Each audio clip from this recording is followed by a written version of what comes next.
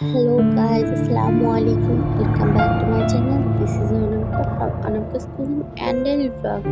আজকে আমি বাসায় বানিয়েছিলাম কলিজা ঠান্ডা করা আমের পুরি। তো প্রথমে দুধটা ভালোভাবে চাল করে নিলাম, তারপরে আমটা কিউব করে কেটে নিয়ে ব্লেন্ডারে চালিয়ে নিয়ে পেস্ট করে নিব। তো আমার মনে হচ্ছিল পেস্টটা অনেক ঘন হয়ে গিয়েছে, তাই আমি যতটুকু পানি দিব ততটুকুই পানি আবার শুকিয়ে নিব। তো এখন আমি কড়াই দিয়ে দিচ্ছি।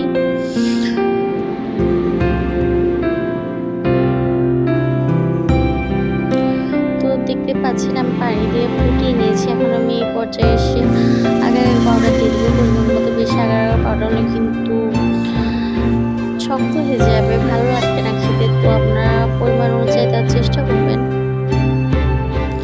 তো একটা কথা মনে রাখবেন, আগার পাউডার দেওয়ার সময় কিন্তু দেওয়ার পর নাড়তে হবে, না হলে কিন্তু তলা পেকে যাবে।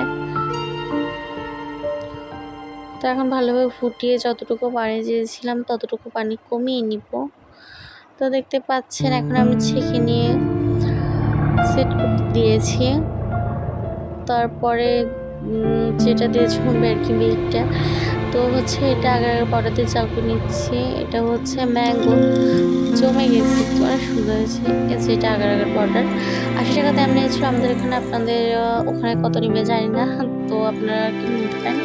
তখন এটা আমি ফ্রিজিং করতে লাগবে। কেমন লাগবে রেসিপিটা? ভালো লাগলে লাইক করুন, শেয়ার করুন। আল্লাহ হাফেজ।